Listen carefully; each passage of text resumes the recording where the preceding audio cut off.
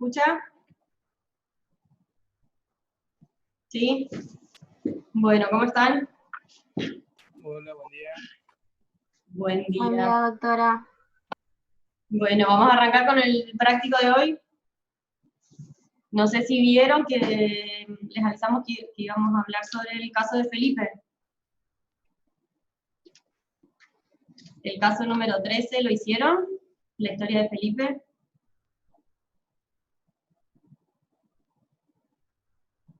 ¿Sí o no? ¿Alguien que me diga? No nos dijeron que íbamos a hablar de eso, profe, pero sí hicimos porque enviamos. Bueno, entonces vamos a hablar. Busquen si lo tienen por ahí en algún apunte, resumen, así vamos a conversar sobre ese caso. ¿Estamos? Bien. ¿Quién se acuerda algo de Felipe? Felipe, que era el zapatero. ¿Qué recuerdan de ese caso clínico? ¿Algo?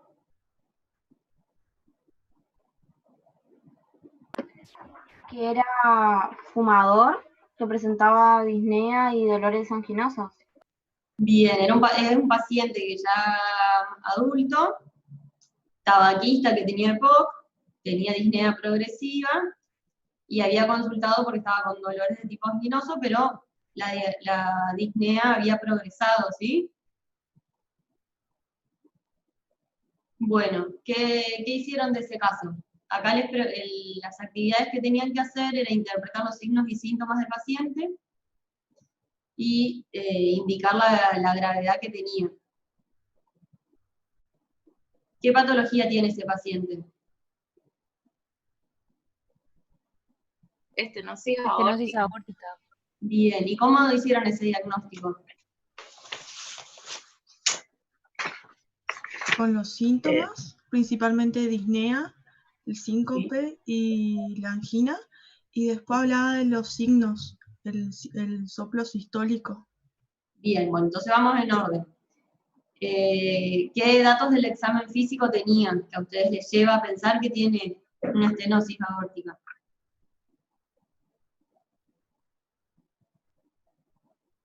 ¿Qué tipo de soplo tiene? Mesosistólico, eyectivo, romboidal que se irradia a vasos del cuello. Bien, y ese es característico de la estenosis aórtica. Es de tipo sistólico. El soplo de la... Sí. Se puede referir a que sea, como dijo la compañera, que está perfecto, ¿no? Que sea solamente sistólico eyectivo, en vez de decir mesodiastólico, o hay que decir todo. Sistólico eyectivo es característico. El soplo aórtico es sistólico de tipo eyectivo. Igual, de acuerdo a la gravedad de la estenosis aórtica, ese soplo puede ir variando, ¿sí? Varía la intensidad y cuando es muy grave, el segundo ruido puede quedar afectado. ¿Se acuerdan de eso? ¿Leyeron?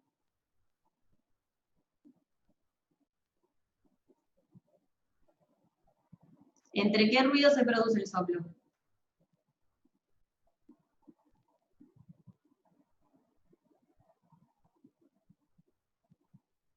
¿Se produce después del segundo ruido, después del primero? Después del segundo ruido. ¿Quién dice otra cosa? Si es sistólico, ¿no sería entre el primero y el segundo? Después del primero. Perfecto, después del primer ruido, el soplo, y viene el segundo ruido. Que en los casos muy avanzados, o que digamos que la estenosis sea grave, ese segundo ruido podía cambiar, ¿sí?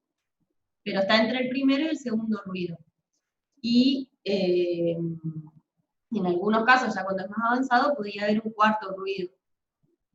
¿Estamos? Bien, ¿qué otro dato semiológico tenía Felipe? O que se imaginan si tiene estenosis aórtica, ¿qué otro dato encontrarían en su examen físico? ¿Y el paciente no tenía como un estado sincopal con disnea, doctora? Bien, esos son los síntomas que tenía, pero ¿qué otro signo del examen físico acompaña a la estenosis aórtica? Ustedes lo revisan. a Felipe el pulso, ¿qué encontrarían? Parvus tardum, Bien, ¿y qué significa eso? que tarda en ascender, lo hace lento. Bien, es lento y bajito, sí, perfecto. Y si hacen el examen físico, ¿qué otra cosa más encuentran?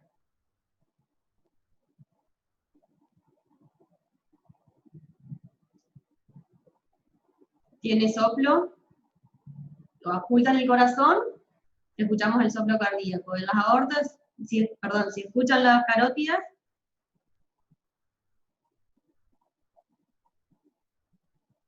También se oculta ahí el soplo. bueno. ¿Y las yugulares qué característica tienen del pulso? Que es Bueno, una onda A Con aumentada. onda prominente y frémito sistólico en zona aórtica. ¿Y eso por qué se produce? ¿Qué pasa fisiológicamente que la onda A del pulso es alta? Disminuye la distensibilidad septal.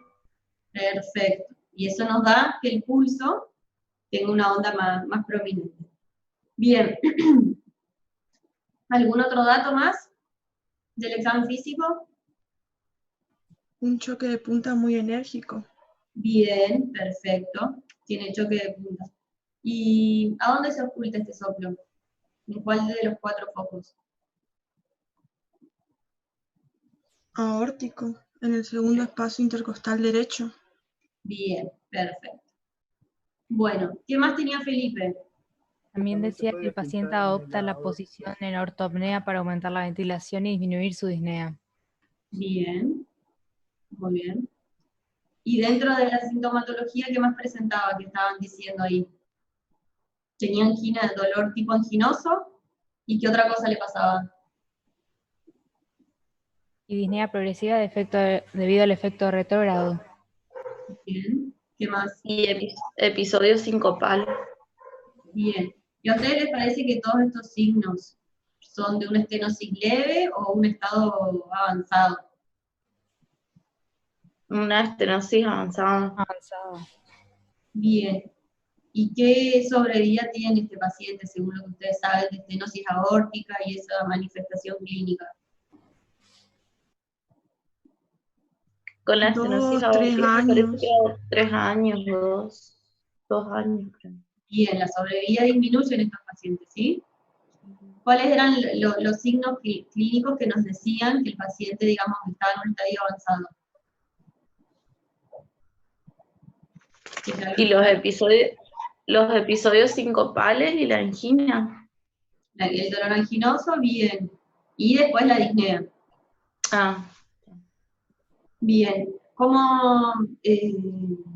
¿Por qué creen que se producen los síncopes en la estenosis aórtica?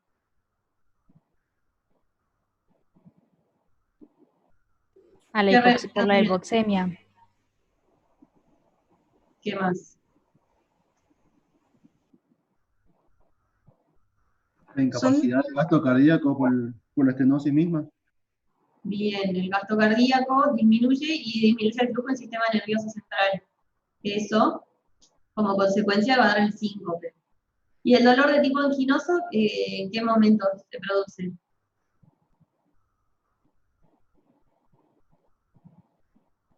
¿En reposo, en actividad? ¿En qué momentos va a tener dolor de tipo anginoso? No serían de ejercicios porque es una angina de esfuerzo justamente cuando hace. Bien, sí, es dolor de tipo anginoso más que nada en esfuerzo y que va a disminuir cuando el paciente esté en reposo.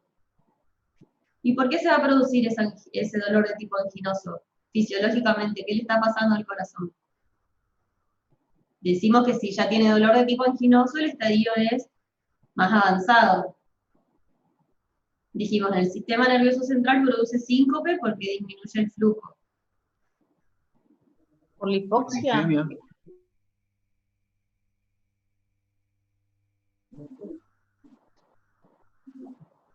Isquemia miocárdica por el aumento del consumo. Sí, Y tiene una hipoxia el paciente. ¿Y qué más pasa? Hipoxia tisular sería que presenta también. ¿Puede ser por la disminución de gradiente sistólico? ¿Disminución de qué? De gradiente sistólico. También. Bien, eso sería, digamos, tiene menor aporte en las coronarias. ¿Y qué le pasa a ese miocardio? ¿Es un músculo normal ese corazón? Está hipertrofiado. Demanda Bien. más oxígeno. Demanda más oxígeno y se remodela, se empieza a fibrosar. ¿Sí? Entonces, ese corazón, digamos, se hipertrofia ese ventrículo, termina siendo insuficiente, con lo cual disminuye el volumen minuto, y eso va a repercutir en la circulación coronaria y obviamente después en el aporte de flujo del sistema nervioso. Se modifica ese miocardio, se va fibrosando, entonces la perfusión también se va a modificar y puede terminar, digamos, empieza con el dolor de tipo anginoso y después puede terminar en un infarto de miocardio. Bien, y después tenemos disnea, que es otro síntoma que nos da datos de que la enfermedad está avanzada. ¿Por qué se produce la disnea en la estenosis aórtica?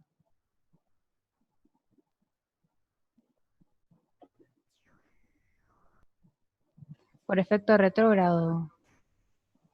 ¿Y eso cómo sería?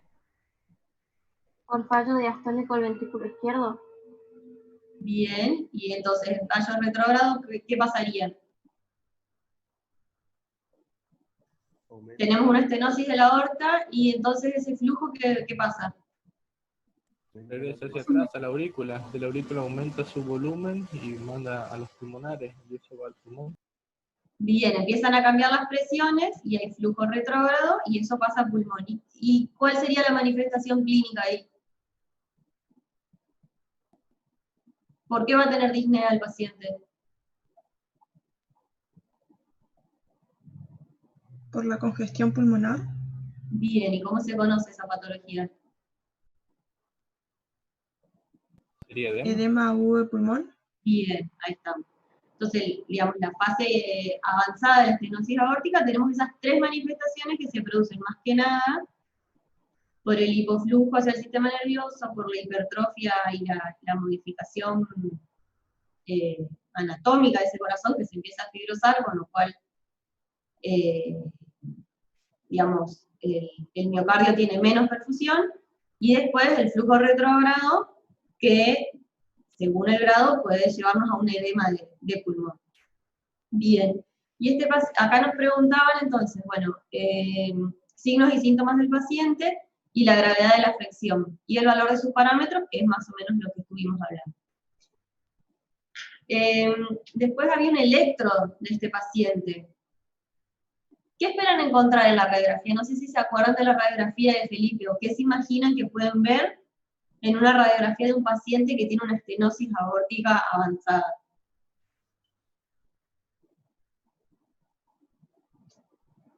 Una cardiomegalia, doctora. Predomina en la cavidad izquierda. Bien, ¿qué más pueden encontrar? Dilatación del botón aórtico. Bien, y dilatación más que nada de la aorta. ¿Puede estar calcificada la aorta también? Puede estar calcificada, podemos llegar a ver algo o intuir. Y después, si el paciente está en un estadio, por ejemplo, que está con flujo retrógrado, podemos ver la redistribución de flujo. Eso de acuerdo a la clínica del paciente. Pero en la radiografía lo que vamos a ver, más que nada a nivel del mediastino, cómo el corazón se modifica. Y en el electro, ¿qué esperarían encontrar? Hipertrofia ventrículo izquierdo y bloqueo de rama izquierda. Bien, eso sería lo característico de los pacientes con una estenosis aórtica. ¿Y el electro de Felipe qué tiene? Que acá los ven en la pantalla. ¿Pueden ver el electro? ¿Tiene hipertrofia ventrículo izquierdo? Bueno, vamos en orden, así ese es el diagnóstico final. ¿Dónde está qué ritmo tiene el corazón? ¿A dónde está el eje? ¿Es regular, irregular? Y después vamos a ir viendo. ¿Cómo empezaban a mirar el electro? Primero, si es tiene onda P o no. La frecuencia Miramos el ritmo y la frecuencia. ¿Qué ritmo tiene el electro de Felipe? sinusal, Bien, regular o irregular. regular. Parecería regular. Nos falta una tira larga, pero lo que se ve... 350, pareciera que fuese 100 latidos por minuto. Sí, más o menos. 350, Bien. 100. Entonces, es sinusal regular. Después, ¿qué miramos? El QRS. La onda P. La onda P, Después, sí. La onda P. La onda P en estenosis aórtica, ¿se podría modificar? ¿De qué nos habla la onda P? De la aurícula. De las aurículas. De las Aurícula. aurículas. Bien, ¿y la No estenosis sobrecarga del aórtica se flujo. podría modificar? No. Y aurícula izquierda podría estar modificada. Bien. Tiene una ¿Tiene sobrecarga modificada acá su onda ventricular. P? Si tiene una sobrecarga ventricular, podría pasar a una sobrecarga auricular también. Y Bien. ahí cambiar la modalidad, que sería una onda P, como se puede decir, con un complejo, no sé si decir en doble lomo o formato NEME, más o menos. Bien. Podría llegar a tener una onda P, lo que se llama bifásica.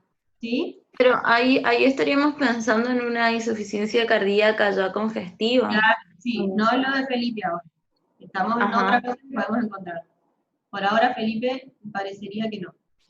¿Qué más tiene el electro de Felipe? Vamos después de la onda P al segmento PR.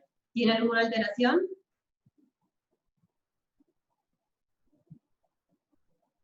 Lo que nos teníamos que fijar es la medida que tiene, o sea, los cuadraditos, que no estén ni prolongados ni acortados. Ujú. Aparentemente está bien. Y- pero toma- Después es nos vamos parece al QRS. ¿Qué tiene su QRS? Tiene una onda S muy profunda en B1 pareciera que dice. Sí, Y R elevada en B6. bien. ¿Y De eso de qué nos habla? ¿Y eso de qué nos habla? De hipertrofia ventricular izquierda. Bien, ¿y cómo miden o cómo saben que tiene hipertrofia ventricular aparte de ver que tiene las ondas profundas y altas las R? ¿Cómo calculan eso? Con el índice de Sokolov. ¿Y eso qué sería? Cuando la onda R es mayor a 35 milivoltios. En las derivaciones B5, B6. La sumatoria de ambas derivaciones. Bien, tengo que sumar y me tiene que dar más de 35 milímetros. Bien, ¿qué más tiene este electro que le llame la atención? Suponemos que no sabemos que tiene estenosis aórtica. El paciente va con dolor de tipo anginoso, le hacemos este electro, encontramos que tiene el QRS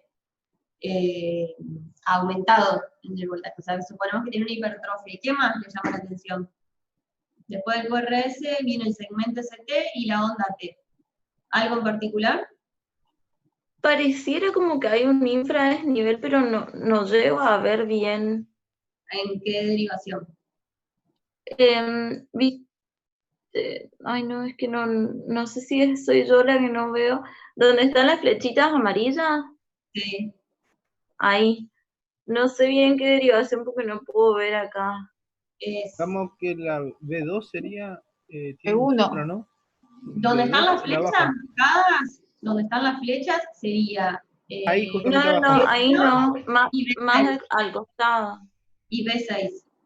Sería B1, abajo 2, abajo 3, y en el último cuadrante 4, 5 y 6.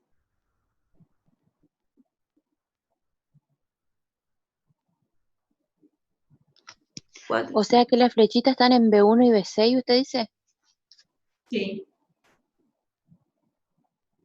Entonces B1 tendría un supra de nivel, ¿no? Podría ser. ¿Qué más? Porque está, la línea está superior a la línea de base, ¿no? Podría Sí, tener una T en dos invertida parece. también, se podría decir, ¿no? ¿A dónde tiene una T invertida? En B5, ¿o no? Bien. ¿Dónde más? B6 B5 y B6 y sería. B4. Bien. ¿Y qué cara es esa? ¿Qué cara del corazón está mostrando? Aceptable. ¿Dónde va el primer electrodo? ¿A la izquierda o a la derecha? B1. A la derecha del paciente. Bien. Entonces B6, ¿qué cara estaría mostrando? A la izquierda. Bien. ¿Y qué está pasando con esas T? ¿Está infartado el señor? No, está marcando que está empezando con un efecto isquémico, se podría decir, ¿no? No te escuché. ¿Cómo? Que está presentando una isquemia. Podría ser. ¿Qué más? ¿Por qué va a tener ondas T negativas?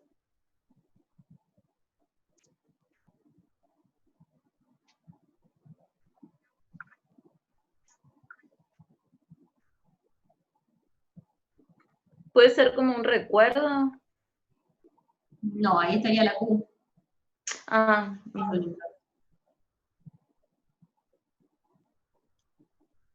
¿Alguien más?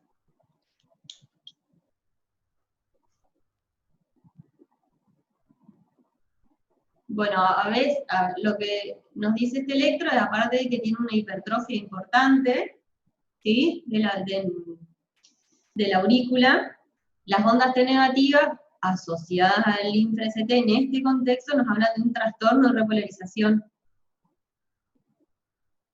¿Tá? Lo otro que puede tener es la onda P bifásica en este estadio.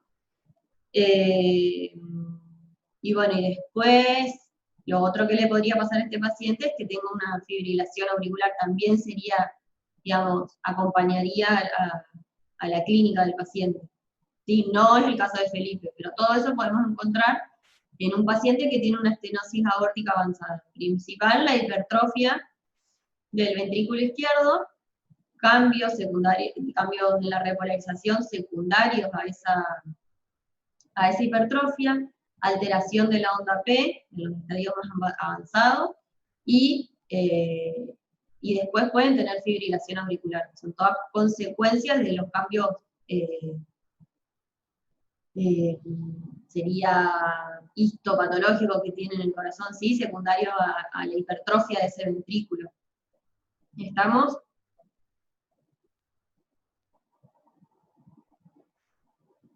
¿Algo más del electro?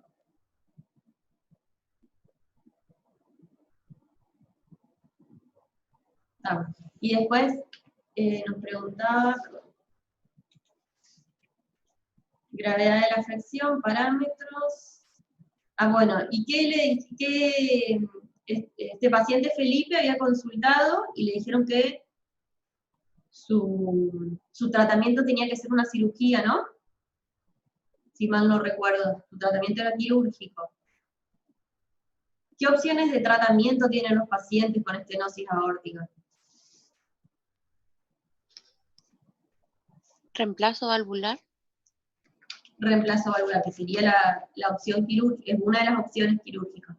o sea, depende del grado. En el caso de Felipe era cirugía, pero si el paciente no tiene una afección, digamos, ni tantos síntomas, puede ser un tratamiento con beta bloqueantes o diuréticos. Bien, las opciones son tratamiento médico o tratamiento quirúrgico. Ajá. Dentro del tratamiento médico, de siempre viendo la gravedad que tiene la patología. ¿Por qué a Felipe le indican la cirugía? Porque él tiene una estenosis severa. ¿Y en qué se basan para que tenga la estenosis severa? O sea, ¿cuál sería la indicación quirúrgica que tiene Felipe? Tenía un gradiente medio de... En el ecocardiograma salió que tenía gradiente medio de más de 60, creo que decía. Ajá. Y la velocidad del flujo de salida del ventrículo izquierdo era más de 4, algo. 4,06. Bien, ¿qué estudios tienen que hacer para evaluar antes de hacer el procedimiento quirúrgico? ¿Qué tenemos que saber de esa estenosis? El estudio hemodinámico va a ser para evaluar el gradiente y la velocidad del flujo. Bien, tenemos que evaluar la velocidad de flujo, la superficie, digamos, cuál es la estenosis que tiene ese paciente y evaluar las coronarias también. No es que porque tenga esos síntomas directamente le vamos a hacer la cirugía, que, digamos, se podría así como estadificar al paciente. Si este paciente no estuviese en un estadio avanzado, ¿cuál sería el tratamiento médico? O si no se quiere operar, ¿qué tratamiento le van a dar a este paciente?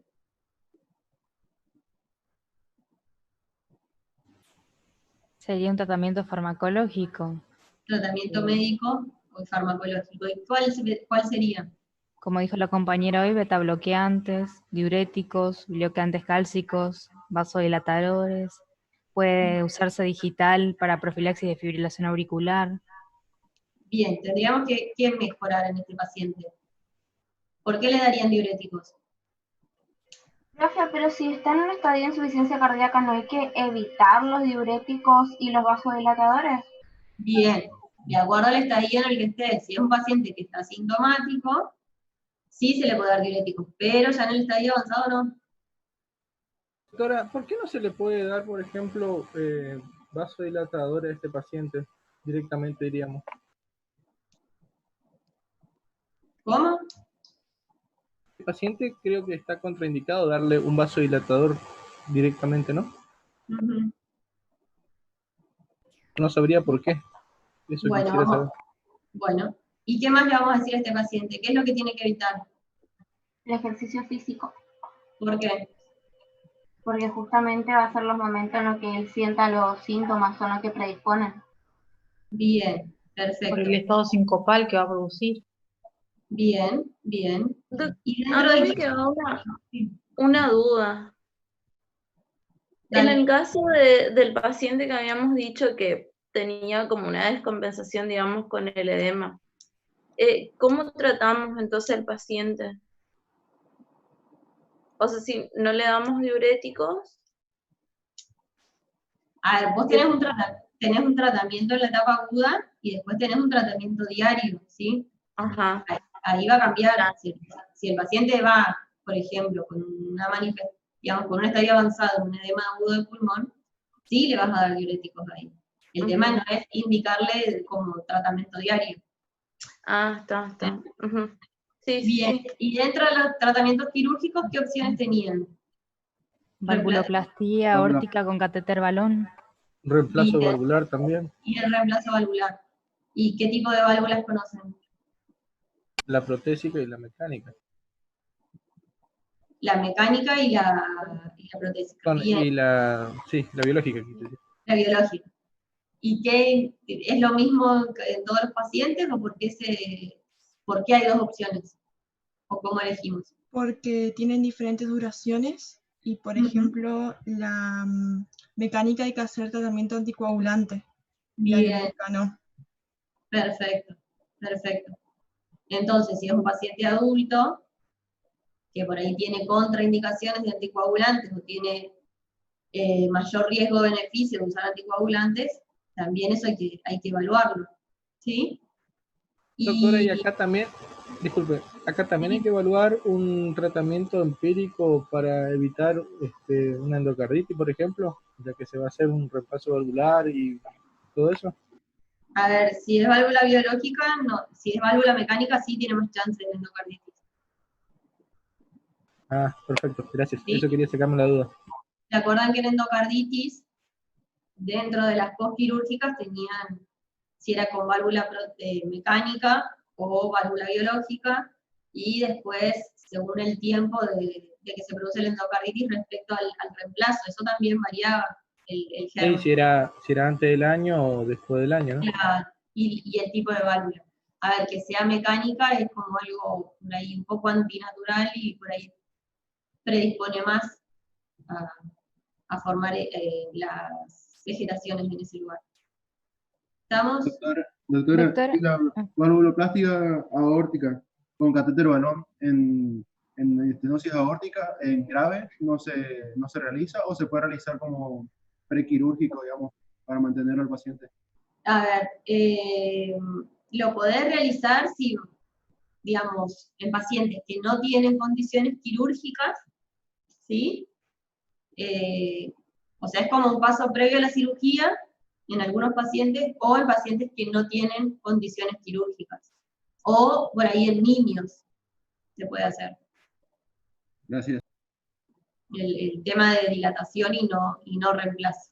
Doctora, ¿en niños hace una comisurotomía, puede ser? En niños se hace más que nada percutáneo, ¿sí? Se hace percutáneo y dilatación con balón.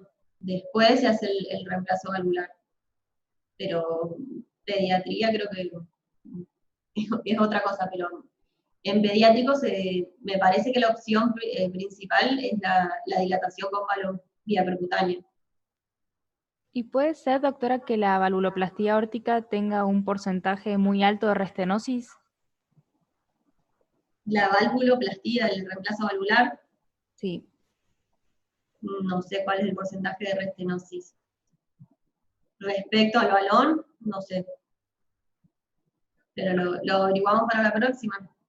Eso yo lo anoto y lo vemos en la próxima clase. Bueno, gracias, doctora. Bueno, y después, ¿qué más nos preguntaban? De algún otro estudio, procedimiento previo a la indicación del tratamiento, alternativas terapéuticas, y después, dentro de las actividades, suponiendo que el paciente acepta el tratamiento quirúrgico, nos piden que hagamos un consentimiento informado.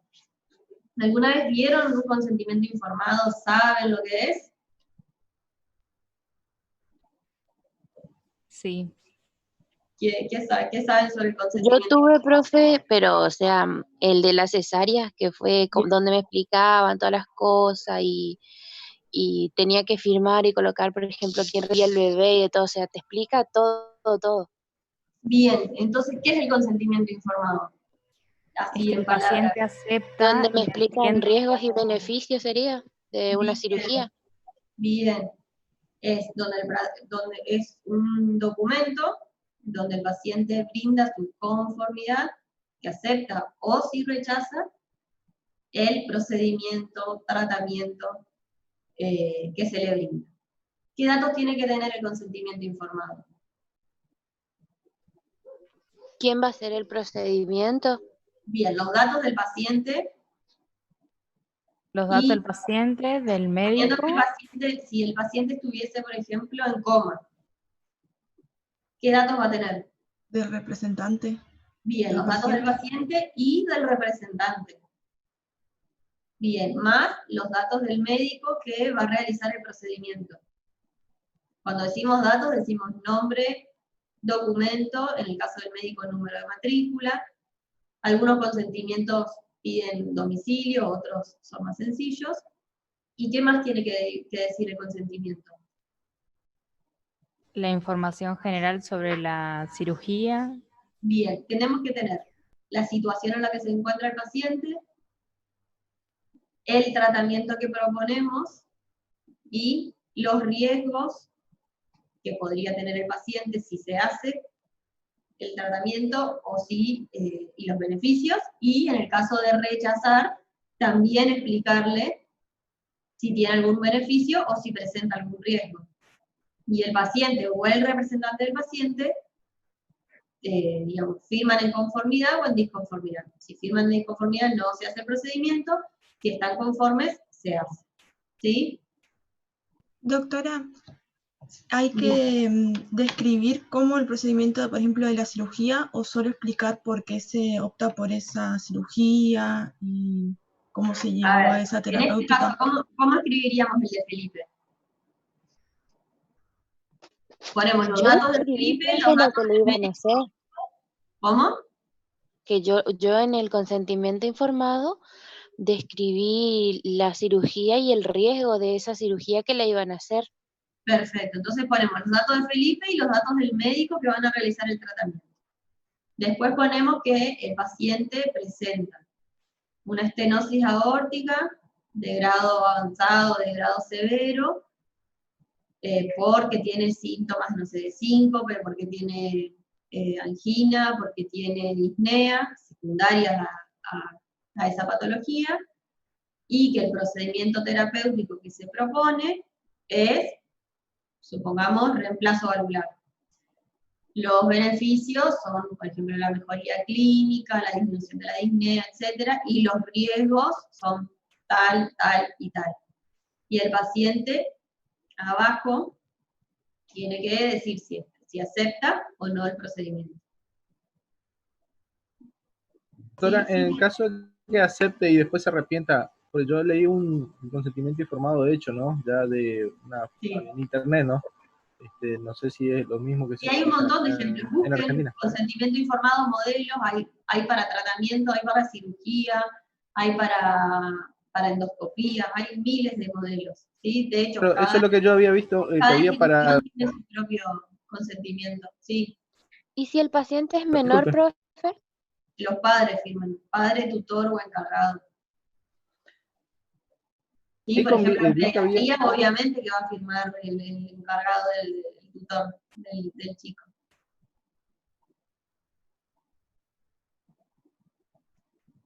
¿Qué más? Ese caso que vi que venía por depende, digamos, por ¿Que ejemplo, si venía es por cirugía qué? cardiovascular, para cardiovascular, si es cirugía... No te entendí, disculpame. Se corta. Yo decía que viene por órgano aparentemente, o por sistema, diríamos, sistema digestivo, sistema neurológico, sistema cardiovascular. ¿El consentimiento? Sí, el consentimiento. El consentimiento varía según la institución y dentro del hospital puede haber varios de acuerdo a cada servicio. Los procedimientos quirúrgicos pueden tener su propio consentimiento, después está el consentimiento de internación, el consentimiento de tratamiento, sobre todo los pacientes oncológicos suelen usar mucho el consentimiento. No vamos a hacer firmar a un paciente un consentimiento para un tratamiento de una neumonía. Sí, si se va a hacer un procedimiento, por ejemplo, cuando hacemos la toracocentesis, el paciente tiene que firmar el consentimiento. Ustedes dicen, es algo que se hace con mucha frecuencia en el hospital, que lo hacemos, no sé, por semana, siempre se hace. El paciente tiene que firmar el consentimiento. Pues el paciente tiene que saber cuáles son los beneficios, tiene que saber cuáles son los riesgos a los que se expone y decidir si acepta o no el tratamiento. ¿Está? O sea que depende del servicio y del procedimiento que se le brinda al paciente. No va a ser el mismo el consentimiento de una toracocentesis que, por ejemplo, no sé, de un trasplante de hígado, porque van a tener, obviamente, muchísimas diferencias, o para un tratamiento oncológico. Pero lo importante es que tenga los datos del paciente, los datos del médico que va a estar a cargo del tratamiento, la situación clínica en la que se encuentra el paciente, el tratamiento que se brinda con sus riesgos y beneficios y obviamente la firma de las dos partes o de un tercero si el paciente no está capacitado o es menor para firmar. ¿Estamos? Fíjense que en internet hay un montón de modelos, pero esos son los datos que siempre tienen que estar en el documento. ¿Estamos? ¿Algo más de Felipe? ¿Algo más de estenosis aórtica?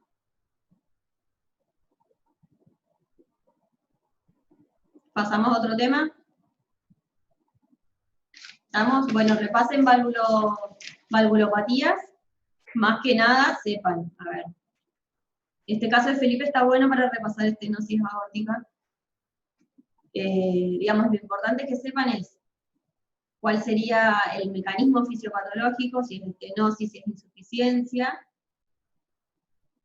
qué es lo que pasa en esa válvula, ¿sí? Y las consecuencias que tiene, por ejemplo, qué lleva a la hipertrofia, qué lleva al flujo retrógrado, y una vez que entienden esa fisiología, vamos a entender la clínica del paciente, ¿sí?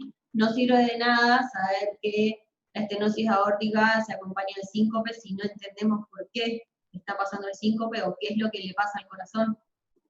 ¿Sí? Si uno entiende la fisiología de esa valvulopatía, es más fácil después entender la clínica. Y después son todos datos de color, ¿sí? Que se le agregan a la clínica del paciente. ¿Estamos? Doctora, por ahí ya se hizo la pregunta o los chicos entendieron, pero yo no entendí mucho. el soplo de Carey Coombs, ¿él es el soplo relativo o es otro? ¿El soplo de qué? De Carey Coombs. No me acuerdo de ese. ¿Dónde lo leíste? En el libro. Porque están los flojos de insuficiencia aórtica y ese yo pensé que era el flojo relativo de una estenosis mitral, pero me confundí, no llegué a entender bien, por eso quería sacarme esa duda. Bueno, no, déjame que lo busque bien para la semana que viene. Este flujo, eso me quedó. ¿Y qué más habíamos dicho? Algo del tratamiento, dijimos. Lo de la restenosis en una valvuloplastia aórtica. Bien, y el porcentaje de restenosis, esas dos para la semana que viene. Bueno, eso lo dejamos para la próxima como duda y vamos a otro caso. Cambiamos de tema. Bien, un electro. ¿Están preparados? Este es el electrocardiograma de una paciente que es mujer, que tiene 54 años, que según refiere no tiene enfermedad de base y presentó 2 episodios de desmayo en la semana previa a la consulta. ¿Sí? Entonces, asiste a la consulta del cardiólogo, le hacen el electro y encuentran esto. ¿Cómo podrían describir ese electro?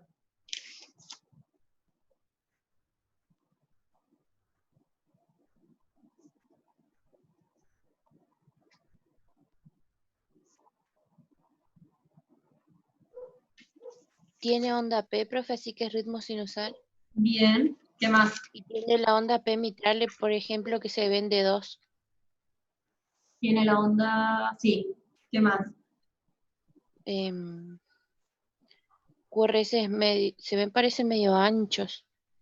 Muy bien. El segmento PR también es largo, me parece. B4, doctora, y en B5. Pareciera también, no sé si en B6 no llegó a ver bien. Bien, o sea, a grandes rasgos el QRS no parece el clásico QRS, ¿no? No, está aumentado. Bueno, vamos al orden. Tiene ritmo sinusal. ¿Regular o irregular? Regular. Regular. ¿Onda P?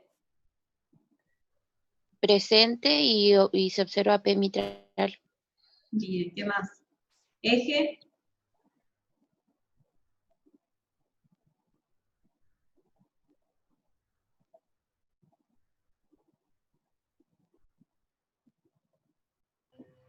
¿El eje está desviado? A la derecha. El eje está desviado. ¿Por qué A dice la eso? derecha. ¿Está desviado a la derecha, doctora? Para mí está desviado porque en D1 es positivo, pero en ABF es negativo. Bien. Entonces, ¿cómo lo sacamos?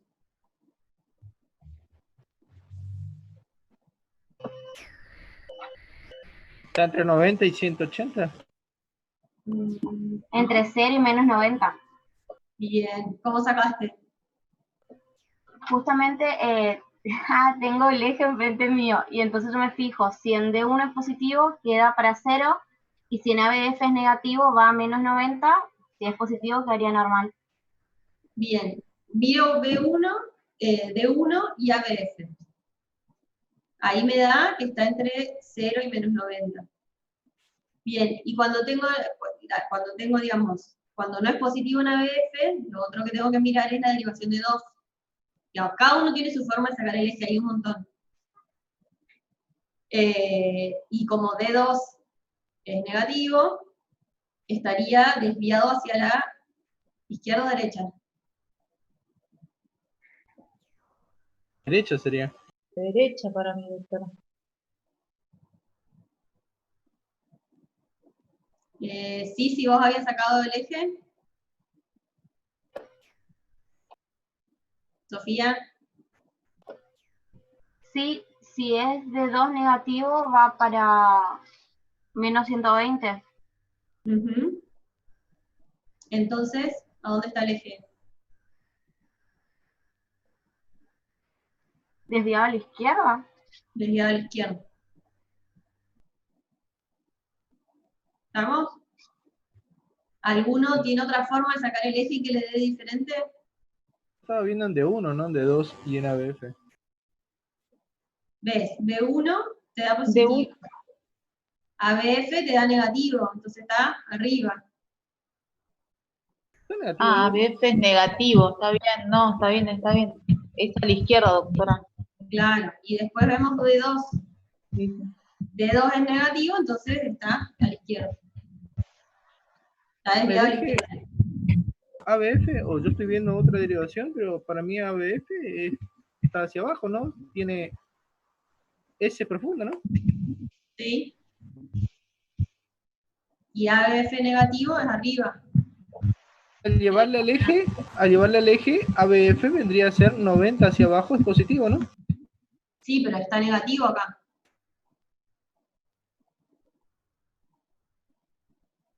Yo veo positivo. ABF. Estoy entendiendo mal. Sí. ABF está justo abajo de donde dice cardioteca. Sí, correcto. Tiene una S profunda. Uh-huh.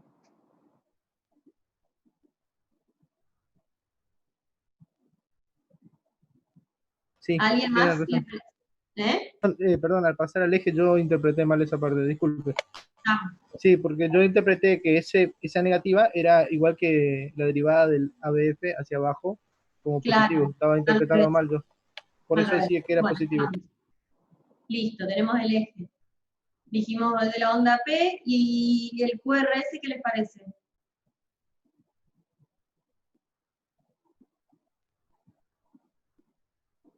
Para mí que tiene una vesícula ventricular o un complejo QRS ensanchado. Fuera del diagnóstico, ¿qué les parece el QRS? ¿Está normal? ¿Está igual en todas las derivaciones? Un bloqueo de rama izquierda. Está aumentado. Está ancho. Bien, ahí está. Siempre que digan, a ver, es lo mismo que la radiografía. Nadie ve una patología, vemos alteraciones, ¿sí? Entonces este QRS, el que vimos anterior, estaba alto. Este está ancho. ¿Por qué decimos que está ancho? ¿Cuál es la medida normal del QRS? Porque es mayor a 0,12.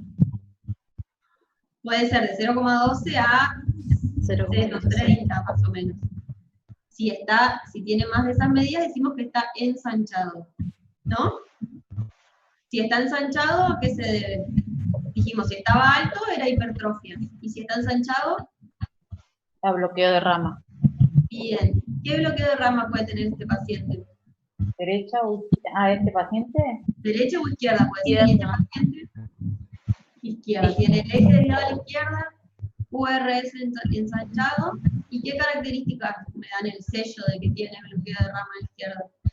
RR' en B5 y B6, empieza en B4. No, B4 RR' era en rama derecha. ¿Y rama izquierda? RS.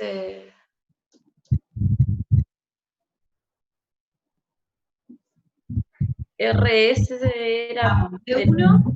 O sea, ¿Tiene algo B1 pero que llame la atención? No entendí algo, doctora. Cuando hay un bloqueo de rama izquierda, el QRS obviamente está ensanchado, pero no se ve RR' en B5, B6, en esas derivaciones, lo tengo que ver.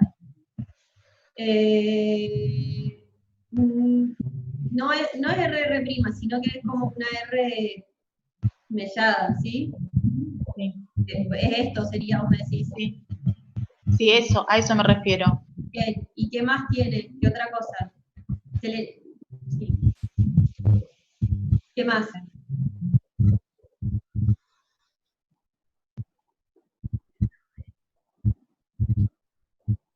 ¿Y la R puede ser que esté ancha en B1?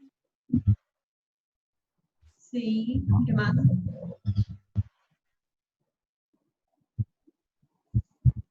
Y también ABL puede estar ancha. R. Creo que ahí está. Estas son las características clásicas de un bloqueo de rama de tipo izquierdo. No quiere decir que no tenga esto, no tiene bloqueo de rama, pero lo más característico es que tengan, aparte del QRS ensanchado, en B1 y B6 tengo que ver, que también lo veíamos en el bloqueo de rama derecha, ¿sí? Esas dos derivaciones. Profe, ¿puede volver al electro un ratito?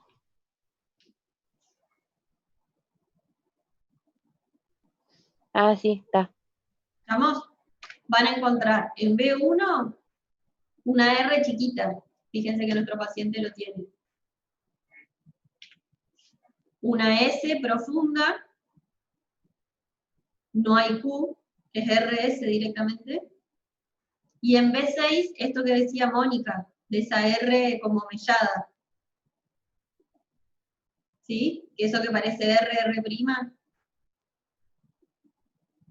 Nosotros le decíamos orejas de conejo y con eso uno se acordaba del bloqueo de rama izquierda. Encuentran como esas orejitas de conejo en B6 y la onda T suele estar invertida. Doctora, le quiero hacer dos preguntas. A ver. Una es, si yo tengo RR' o como usted dice la onda mechada en B4, B3 y B4, que es a nivel septal, ¿puede pasar que solamente esté en B3 y B4? Porque si es B1 y B2 es bien característico de derecho, ¿no? Bloqueo de rama derecha. Y Sí. B5 y B6 sobre las derivaciones izquierdas, pero si está en B3 y B4, porque ahí como comienza en B4... Para decir que es bloqueo de rama izquierda-derecha, tenemos que ver esas dos, con que esté en estas dos derivaciones, o sea, tiene que estar en esas dos derivaciones. El resto puede estar alterado también, ¿sí? Pero lo que tengo que mirar es 1 y 6. Después todo lo que es alteración de la repolarización y demás, va a ir modificando las otras derivaciones. Pero lo que tengo que mirar para decir que es un bloqueo de rama izquierda es que sí o sí, el QRS tiene que estar ensanchado, tiene que ser ancho. En B1 tengo que encontrar ese complejo de RS, y en B5 o B6 la R mellada, ¿sí? O la R como en orejitas. O sea, confirmo las derivaciones más puntuales. 1 y 6. Después si el paciente, por ejemplo, tiene un infarto en la cara izquierda, B1, B2 y B3 seguramente están modificados, el QRS, el segmento ST, la onda T, y digamos, pueden estar alterando el electro, pero lo que sí o sí tengo que encontrar es en B1 y B6 esas características con el QRS ensanchado. ¿Está? Y con sí, y la otra pregunta era algo como que usted también refirió. En este paciente yo no puedo hacer diagnóstico de infarto bajo ningún punto de vista, ¿no? ¿Por qué? Por el QRS este. ¿Cuál QRS? El de la onda B6. Decime la derivación. B6, decís que se está infartando, ¿por qué? No, yo digo, si en el bloqueo de rama izquierda, que estamos frente a este paciente, ¿cómo modificaría si yo tendría un bloqueo de rama izquierda más un infarto? ¿Lo puedo diagnosticar? Sí, depende en qué cara va a ser el infarto. Acordate que el infarto no lo ves en una cara, sino por lo menos en 2 o en 3 derivaciones seguidas. ¿Está? Bien. Bien. Entonces, por ejemplo, si vos tenés un infarto, supongamos en la cara izquierda, lo que es B1, B2, estaría alterado el segmento ST y la onda T. Bien. ¿Sí? Y capaz que en B3. Pero B6 vas a seguir encontrando esto, en B1 vas a seguir encontrando eso y el QRS va a seguir ensanchado. Y después tenés que ver las precordiales 1, 2 y 3 que acompañen a la cara que se está infartando. No es que porque encuentren un segmento supra-infra o una T invertida es infarto. Siempre se acompaña con otras cosas, ¿sí? No una onda T dice infarto. ¿Está? Okay, gracias. A veces todos esos cambios en la repolarización, ¿sí? Secundario a cómo se va despolarizando las fibras del Purkinje y todo eso, van a ir creando cambios en el electro. A ver, para mí la forma de repasar el electro es saber cuál es el electro normal, cuál es la medida normal, ir viendo de a poquito. Bueno, vemos, como decíamos recién, sí, el ritmo que tiene, si es regular o no. Después pasamos a la onda P, a grandes rasgos. Después el eje, perdón, a la onda P a grandes rasgos, si parece normal, si está mellada, si está invertida. El PR, cuento rápido si está cortado, si está ensanchado. El QRS, si está alto o si está ensanchado. Y el segmento ST. Pueden ir anotando todo lo que encuentran. Y hay electros que suman dos cosas y decís, bueno, tiene el eje desviado, tiene el QRS ensanchado, tiene un bloqueo de RAM. Tiene el QRS alto, tiene una hipertrofia. ¿De qué lado? Y según las derivaciones, si es izquierda, si es derecha. ¿Sí? Si tiene un infarto, no va a tener solamente una T negativa en B2. Tiene que haber un cambio en B1, tiene que haber un cambio en B3 también. Porque no es que se infarta un pedacito del corazón, repercute en el resto, entonces la repolarización del resto de las derivaciones también va a estar alterada. Electro es cuestión de mirar el normal, saber cuáles son las características, no sé, de un bloqueo de rama, de un bloqueo AB, y ahí va a ir saliendo, ¿sí? Es mirar el normal y comparar con el patológico, que es lo que cambia. ¿Estamos? Es practicar electro, no queda otra. ¿Sí? Sí, lo que tienen que saber bien es hacia dónde van los ejes y las medidas normales, para saber por lo menos si es patológico o no. Por ahí no sé, no me acuerdo cómo es el bloqueo de rama, pero sé que tiene un QRS ensanchado. ¿Sí? ¿Estamos? ¿Alguna pregunta? Sí, doctora. Bien. Bueno, y después... Bueno, esto habla del bloqueo de rama. Bien, y tenemos dos casos cortitos. ¿Algo de hipertensión estuvieron leyendo, repasando? Tuvieron la clase ya. ¿No? Yo particularmente no, doctora, voy a ser sincero. Bien. Bueno, ¿cuándo decimos que un paciente tiene hipertensión?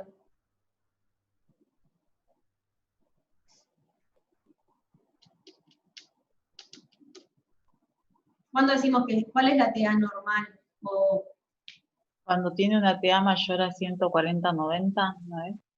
En forma sería un registro consecutiva. Bien, eso. No es un registro aislado, sino sostenido. Bien. Depende de la edad, decimos 140, en los pacientes más añosos podemos llegar a 150 por el tema de la calcificación y demás. ¿Cuál es la medida principal en un paciente que es hipertenso? ¿Qué es lo que le dicen a alguien que tiene hipertensión como primer medida? Disminución del consumo de sodio. Bien. Pero consumo sal. Perfecto. Medida higiénico-dietética, ya sea todo lo que sea sal agregada, evitar los productos que ya vienen con sal, y la actividad física. ¿Estamos? Y que tome mucha agua. Bien. Y después tenemos todo el tratamiento farmacológico que va a depender según las características del paciente. ¿Vamos? Bueno, fíjense los micrófonos que estén apagados. El primer paciente, ven ahí, ¿no? El primer paciente es un varón de 62 años, que es hipotiroideo, que tiene sobrepeso, tiene una dieta rica en grasas, con sal agregada, es sedentario, trabaja como abogado, y va a la consulta porque presenta cefaleas intermitentes, y al momento del examen físico presenta una TA de 150-80 con un pulso regular de 88 por minuto. ¿Cuál es la conducta que toma?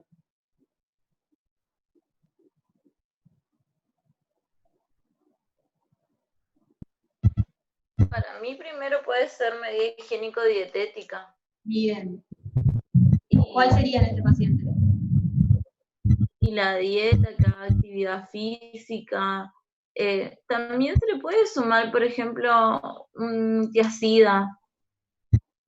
Pero no sé si es necesario. ¿Lo vas a medicar en la primera consulta? No, en la primera consulta no. Bien. ¿Qué le decimos a este paciente? Que coma poca sal, que haga actividad física, que coma Que más. baje de peso. Bien, si es No se la ingesta hipotiroidismo. de grasa. Bien, entonces todo lo que sea medida de actividad física, de la dieta, ¿qué ¿Qué otra cosa tiene el paciente? ¿Por qué puede tener sobrepeso también? Por el hipotiroidismo.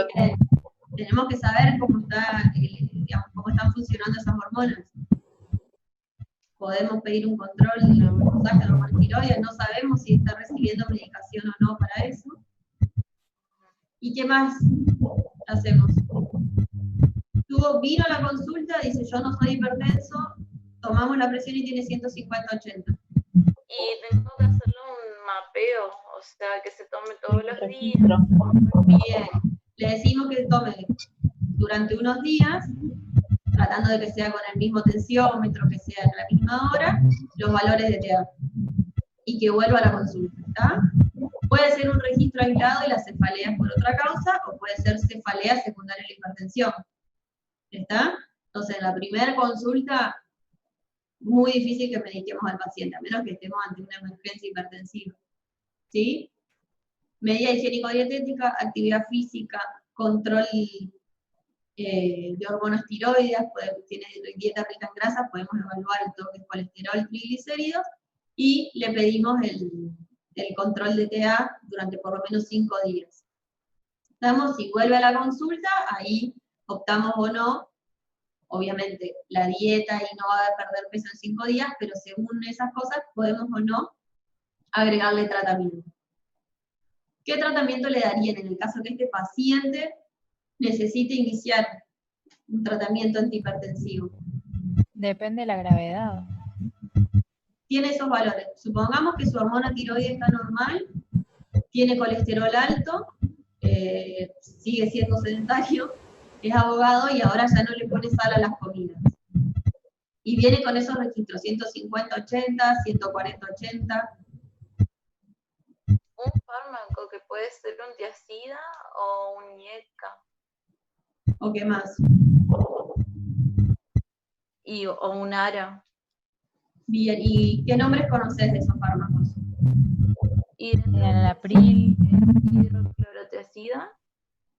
El enalapril yo creo que nombres tienen efectos, o sea, por los efectos adversos no sé si le daría enalapril. A ver, tenemos que ver efectos adversos o beneficios que tenga sobre este paciente. ¿Sí? Por ahí los inhibidores de, No los se le IECA, escucha muy bien, doctor, hay un micrófono abierto. fíjense si hay alguno quedó con el micrófono abierto. Por ahí, a ver, la ideal es empezar con una sola droga, evaluar, y en el caso de que no funcione se puede combinar. Siempre tenemos que ver las enfermedades asociadas que tenga el paciente, por ejemplo, si le vamos a dar un IECA, que no tenga insuficiencia renal. Si el IECA le produce tos, lo tengo que cambiar por un inhibidor del receptor de angiotensina. Si el paciente tiene sobrepeso, tiene diabetes, por ahí los IECA pueden ir mejor. Y bueno, empezamos con uno de esos, controlamos, y lo ideal sería poner una dosis adecuada. Si no funciona, le combinamos con otra droga. Lo bueno es mejor tener 2 drogas a dosis baja que una sola droga a dosis alta. Pero en el caso de que decida tener un tratamiento con una monodroga sola, ¿por cuánto tiempo lo puedo tener?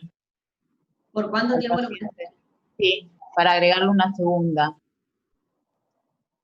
A ver, si el paciente empieza con todas las medidas, si realmente cumple la dieta, hace actividad física, hace control de hormonas tiroides y no mejora, le damos 1 mes, 2 meses y subimos, de acuerdo a los valores que tenga. No vamos a empezar la primera semana con 2 drogas. ¿Sí? Por lo menos se lo vas a dejar, yo te diré, 15 o 20 días, de acuerdo a los valores de TA y los riesgos que tenga el paciente. Doctora. Que el paciente directamente a la segunda consulta no hace gimnasia, no me respeta las indicaciones. Bien, y tiene mucho riesgo, ahí sí le puedes poner otra droga. Pero si el paciente, supongamos que empieza a tomar su T4, si hace dieta, si hace actividad física, la TH no le va a bajar de un día para el otro, pero eso asociado a un antihipertensivo le va a bajar más rápido la presión. Entonces, vamos con una sola droga. Ahora, si el paciente pasa un mes y está igual que cuando vino a la consulta, sigo reforzando esas conductas y se le puede agregar una segunda droga. Ok, gracias. Podría agregar estatinas también, ¿no es cierto? Por su condición. Que se le podría agregar estatinas también. Bien, tiene una dieta rica en grasa, le podemos evaluar colesterol, triglicéridos y ver si requiere las estatinas. ¿Estamos? Bien, y en este paciente, ¿qué harían? Paciente 2. Bien, este también es un paciente varón de 62 años, que ya se conoce hipertenso, que está en tratamiento hace un año con furosemida, tiene una insuficiencia cardíaca leve, secuela de un infarto hace un año, y va a la consulta por presentar cefalea intermitente y tos nocturna. Cuando lo revisan, tiene 150-80, con una frecuencia regular de 80, edema en tobillos perimalleolar, y refiere que esos edemas disminuyen por la noche. ¿Hacemos lo mismo que el otro paciente? No, primero tengo que ver qué fármacos está tomando. Bien, solo toma furosemida. Solo furosemida. Parece que sí, según lo que cuenta. Y bueno, entonces reevaluar el paciente. No, ¿Haríamos el mapeo de TEA como el paciente anterior? No hace falta. Bien, en este ya sabemos que es hipertenso, ya tuvo un infarto, y encima tiene tos por la noche y edema en miembros inferiores. ¿Sí? En él lo que hay que hacer es distinto, hay que ajustar la medicación. ¿Sí? No vamos a empezar a probar con dieta y con actividad física. ¿Sí? En este paciente lo que tenemos que hacer es ajustarle la medicación. ¿Qué medicación le pondrían a este paciente? Creo que no es la primera Hidrocloro, elección no habría que utilizar. agregarle. ¿Le podría ¿Qué la furosemida? un ARA y aumentar la dosis de furo? Un ARA y aumentar la dosis de furo, ¿qué más? ¿Qué otra opción? O si no, un beta bloqueante. ¿Por qué le darías un beta bloqueante? Por la insuficiencia, por el IAM que él tuvo. Bien. Bien, los beta bloqueantes como tratamiento antihipertensivo están más que nada indicados en los pacientes que tuvieron infarto o que tienen una fracción de eyección más baja, y bueno, en el caso de embarazadas. ¿Sí? Pero, ¿está contraindicado en este caso que tiene edema? ¿por qué tendrá edemas? Digo, el beta bloqueante no hay que hacer con pacientes secos, digo, a eso me refería. No, bueno, está bien. ¿Qué más tenemos que hacer aparte de indicarle el beta bloqueante? Un enalapril podría ser. ¿Qué más? ¿Un diurético? Si tiene edemas y tos nocturna, ¿de qué nos está hablando? Que tiene una congestión pulmonar, está teniendo un edema. Bien, entonces esa dosis de furosemida será la adecuada. No, es poco. Bien, entonces tenemos que ajustar diuréticos. A este paciente sí se le puede agregar beta bloqueantes porque tiene indicaciones de agregar beta bloqueante, o podemos combinar un beta bloqueante, podemos poner diurético beta bloqueante, o si no funciona, agregar otro antihipertensivo. ¿Sí? ¿Amlodipina podría ser? Puede ser. Doctora, en el caso de usar, por ejemplo, dos diuréticos, por ejemplo, la aspirina y la espironolactona, ¿en qué momento sería, por ejemplo, el paciente tendría que estar con una hipertensión muchísimo más alta? Combinar eso ya es un estadio, digamos, más refractario, no es un tratamiento inicial. Tratamiento inicial es el IECA, los ARA los bloqueantes cálcicos y en algunos casos, que cumplan las características, los beta bloqueantes. Después lo que podemos hacer es combinarlos, siempre saber cuál combinar, con qué casos no se pueden combinar, y el tema de después de combinar otro tipo de diuréticos, por ejemplo en este paciente que tiene insuficiencia cardíaca, eso ya depende de cada paciente, ¿sí? Pero tengo que ir probando con las drogas de primera línea. Doctora, ¿y por qué empezaron acá con furosemida? ¿Se podía haber empezado con tiacídico? Seguramente le dieron furosemida por la insuficiencia cardíaca. ¿Sí? Claro, Él tuvo sí. una insuficiencia cardíaca secundaria a un infarto. Suponemos, no sé, o que nunca tomó la medicación para la hipertensión, o que no estaba hipertenso y solo le dieron furosemida como tratamiento de la insuficiencia cardíaca. ¿Sí? ¿Estamos? Pero la idea es, a ver, que sepamos distinguir si es una primer consulta por hipertensión, si es un registro aislado, asociarlo al contexto del paciente, ver si es sedentario, el tipo de dieta que hace, si tiene alguna enfermedad que predisponga, ¿sí? El tema de la hipercolesterolemia, los triglicéridos, o si tiene alguna enfermedad que presente algún efecto adverso para el tipo de droga que voy a utilizar para su hipertensión. ¿Está? No es lo mismo el paciente que viene por primera vez a la consulta por un registro aislado de hipertensión al paciente que ya viene en tratamiento y que sigue hipertenso, ¿sí? Al que le tengo que ajustar. ¿Verdad? Primero voy a empezar con una droga a dosis baja, puedo subir y antes de llegar a la dosis máxima lo que tengo que hacer es combinarla con otra droga.